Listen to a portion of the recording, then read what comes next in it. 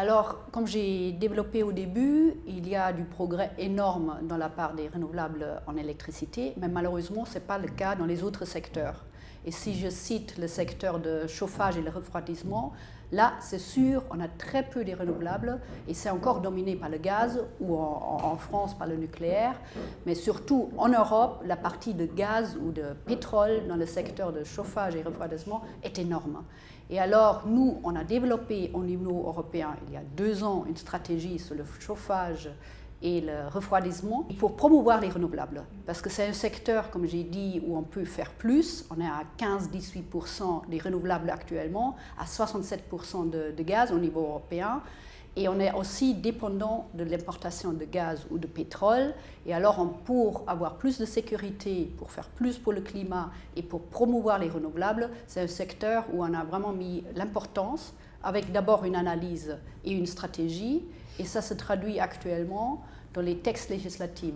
On a adopté un paquet, comme vous savez, Clean Energy for All Europeans, pour tous les Européens, la transition des énergies renouvelables et efficacité énergétique et propre. Et il y a un pilier, c'est les bâtiments. 50% de l'énergie est consommée dans les bâtiments. Et on vient d'adapter, c'est la première législation qu'on a adoptée avec les États membres, avec le Parlement européen très récemment, c'est la performance des bâtiments. Et là, on essaie de promouvoir concrètement l'efficacité énergétique dans les bâtiments, mais aussi les renouvelables. Deuxièmement, on a aussi prévu pour la directive renouvelable d'élargir le champ. On a avant, dans la directive existante, des renouvelables dans le secteur électricité, mais là, on a introduit un nouvel article sur les renouvelables dans la chaleur et le refroidissement. Et d'ailleurs, ça se développe assez peu actuellement et on veut au moins, entre 2020 et 2030, 1% de plus des renouvelables chaque année dans ce secteur-là.